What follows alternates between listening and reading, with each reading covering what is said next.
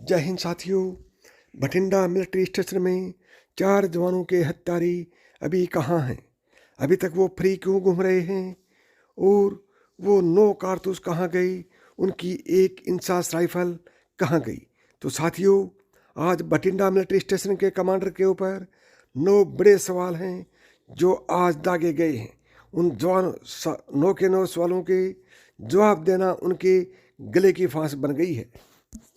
ये 9 के 9 सवाल सेना से पूछे जा रहे हैं कि आप इनके जवाब क्यों नहीं दे रहे हैं। एक पलक झपकते ही सेना के 4 जवानों को मौत के घाट उतार दिया गया। वो कौन लोग थे, कहाँ से आए थे, अभी तक उनका पर्दाफाश क्यों नहीं हुआ है? उनको कौन पकड़ेगा? ड्रोन लगा दिए गए हैं, पूरी सेना को अलर्ट कर दिया गया है, पूरी सेना सर्च ऑपरेशन चला रही है, लेकिन क्या वो आकाश में चले गए या पाताल में समा गए? अभी तक पकड़ में क्यों नहीं आई? ये एक बहुत बड़ा सवाल सेना से पूछा जा रहा है। बठिंडा कैंट में ऑफिसर मैस के पीछे अचानक फायरिंग होती है और 4 निहत्थे जवानों को मौत के घाट उतार दिया जाता है। उन लोगों को मौत के घाट उतारने वाले कौन हैं? यूनिट के अंदर सर्च ऑपरेशन जारी है, बठिंडा कैंट के अंदर सर्च ऑपरेशन जारी है, सर्वेलेंस लगा दिए गए हैं, ड्रोन लगा दिए गए हैं। आखिर वो कहाँ गए? जो 7 सवाल दागे हैं उनमें सबसे पहला सवाल है, जब आतंकी हमला नहीं तो क्या जवानों में आपस में किसी विवाद में फायरिंग हुई? दूसरा सवाल है, अगर जवानों में फायरिंग तक की नौबत आ गई तो क्या विवाद लंबे समय से चल रहा था?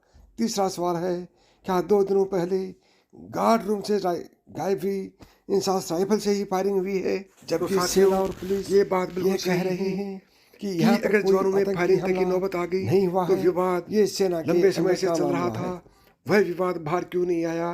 क्या उस यूनिट के ऊपर कोई कमांड कंट्रोल नहीं था? क्या उसमें चेन ऑफ कमांड नहीं थी? क्या एक दूसरे की समस्याओं को नहीं सुना जा रहा था? और तीसरा सवाल उससे भी महत्वपूर्ण है कि क्या 2 दिन पहले गार्ड रूम से गायब हुई इंसास राइफल से फायरिंग हुई थी?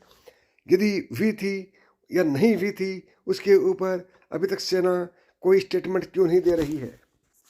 चौथा सवाल है, इंसास राइफल के 28 कारतूस गायब थे जबकि खाली कारतूस मिले, बाकी 9 कारतूस कहाँ गए? यह भी बड़ा सवाल है कि वो कारतूस कहाँ चले गए।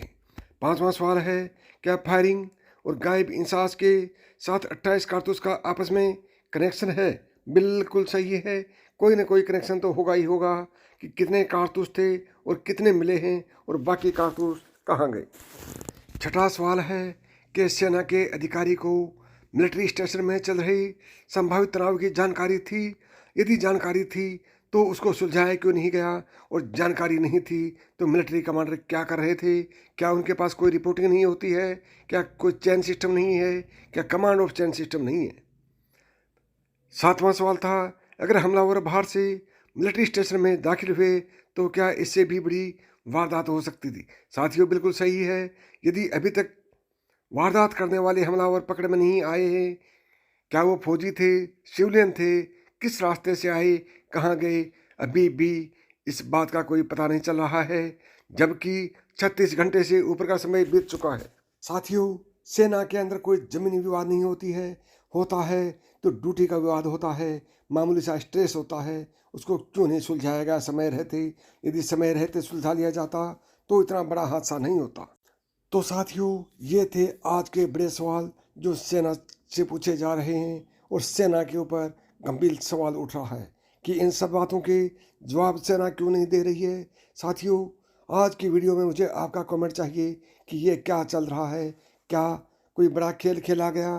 क्या उग्रवादी हमला था? क्या सैनिकों की आपसी मनमुटाव था? आप क्या चाहते हैं? आप क्या सोचते हैं? तो दोस्तों, कमेंट करके ज़रूर बताएं। नमस्कार दोस्तों, थैंक यू, जय हिंद।